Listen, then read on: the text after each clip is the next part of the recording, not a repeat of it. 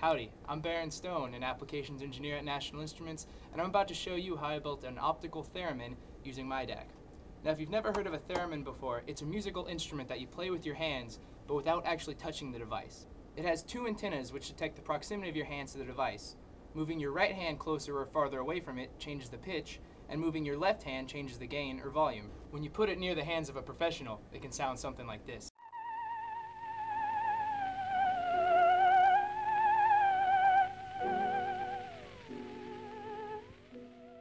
A real theremin can cost several $100s, but I wanted to see if I could recreate that same effect and feel of a theremin using a much cheaper method. I decided to use a photodiode to detect light intensity, which I can control by moving my hand over it. I built two of these simple photodiode amplifier circuits using an op-amp and two resistors. This one controls the pitch of the sound, and this one controls the gain or volume of it. All in all, they were about $5 worth of extra hardware.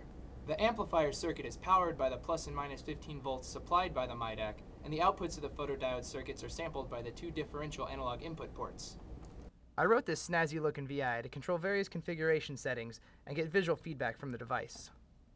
The program works by continuously sampling the light intensity from the two sensors and then generating a sine wave with the correct frequency and gain and sending that to the audio output port. You can see here that as I move my left hand up and down, I control the gain of the system.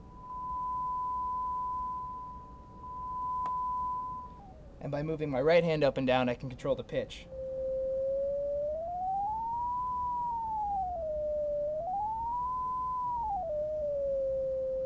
For somebody as uncoordinated as me, it can be difficult to tune the theremin to the correct pitch, so I wrote an auto-tune program. I figure that if T-Pain can use auto-tune in his music, so can I. You simply enter the notes for the key you want to play in, turn on the auto-tune, and the program will automatically coerce the output frequency to the nearest in-tune tone.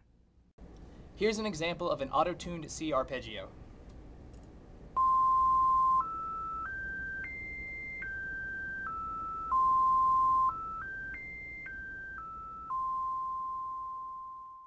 And now that I've showed you how my optical theremin works, I want to play for you one of my favorite songs of all time, Hot Cross Buns.